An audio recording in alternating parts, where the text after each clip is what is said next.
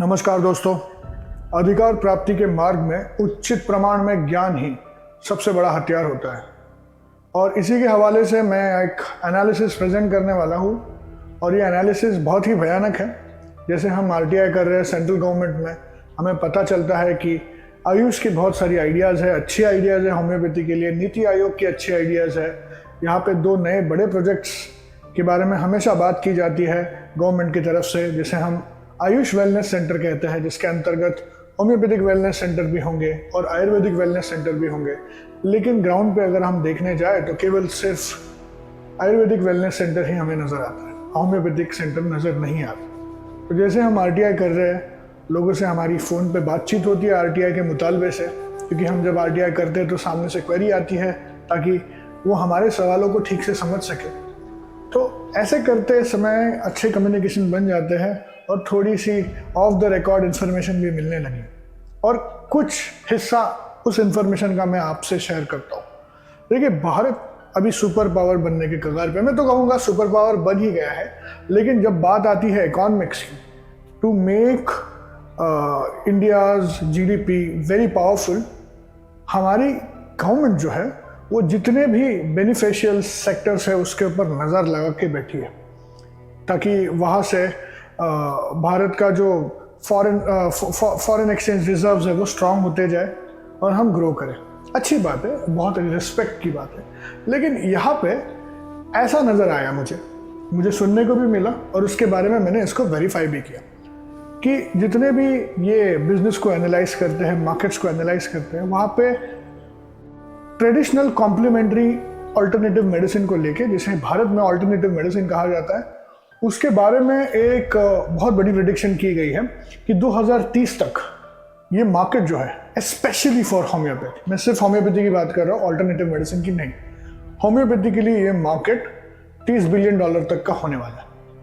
कुछ एनालिस्ट ने कहा है 20 बिलियन, कुछ लोगों ने कहा है $24 बिलियन और कुछ लोगों ने $18 बिलियन कहा है। लेकिन बहुत सारे लोग इससे इस चीज़ को एग्री करते हैं that this market is going to be around $30 billion. और प्रॉब्लम यह है कि भारत ही इसके बीच में स्वीट स्पॉट है। यानी कि जब बात मैन्युफैक्चरिंग की आती है, बात पैकेजिंग की आती है होम्योपैथिक मेडिसिन और होम्योपैथिक मेडिसिन को एक्सपोर्ट करने की आती है, तो केवल भारत ही स्वीट स्पॉट पे है। क्योंकि जितने भी अन्य देश हैं यूरोप में या फिर अमेरिका या फिर उसके बाजू के देश, आजू बाजू के देश, तो वहाँ पे बहुत सारे रेगुलेटरी ऑब्स्टैकल्स हैं होम्योपैथिक मैन्युफैक्चरिंग में। रिसर्च जो है एफडीए है उनका, वहाँ से भी बहुत ही स्ट्रिंजेंट प्रोटोकॉल्स है, तो वो उस पैमाने पे मैन्युफैक्चरिंग नहीं कर पाएंगे और जो ग्लोबल रिक्वायरमेंट है वो पूरी नहीं कर पाएंगे। और इसमें केवल भारत ही आगे बढ़ के बड़ा प्लेयर बनने वाला है और इसमें भारत को ही फ़ायदा होगा। तो ऐसा हमें कहा गया कि जितनी भी पॉलिसीज़ बनाई जा रही है, जितना भी अच्छा रैपर लगाया जा रहा है, जितनी भी सुंदर सुंदर चीज़ें कही जा रही है जो मन को मोहक लगती है और कानों को बेतहाशा मधुर लगती है, ये सारी केवल और केवल मैन्युफैक्चरर्स के लिए है। इसमें से जो प्रैक्टिशनर्स है उसको ज़्यादा फ़ायदा नहीं होने को दिख रहा है।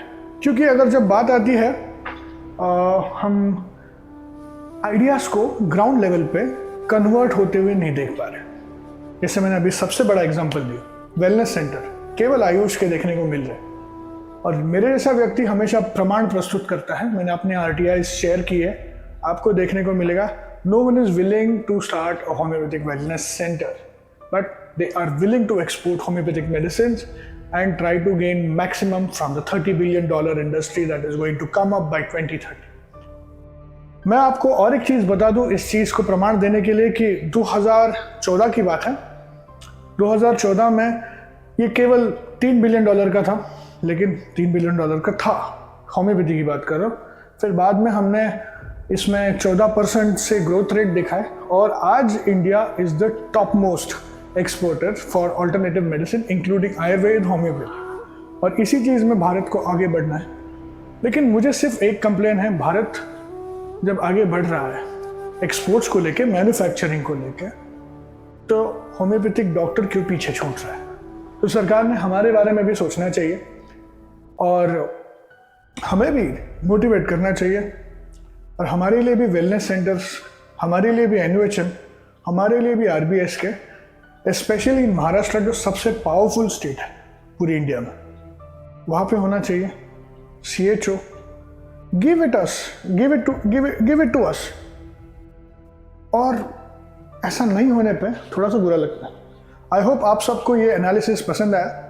एनालिसिस प्रेजेंट करने के पीछे एक ही मकसद होता है कि मेरा जो होम्योपैथिक डॉक्टर है उसे लेटेस्ट चीज़ें पता चले, लेटेस्ट चीज़ें पता रहे, ताकि वो जब अपनी आइडियाज़ हमारे फील्ड के बारे में डिसेमिनेट करेगा तो राइट आइडियाज़ डिसेमिनेट करेगा। जो आइडिया का फ्लो है वो पॉजिटिव रहे, वो राइट रहे, वो फैक्चुअल रहे, जिससे हमारी फील्ड को फ़ायदा हो।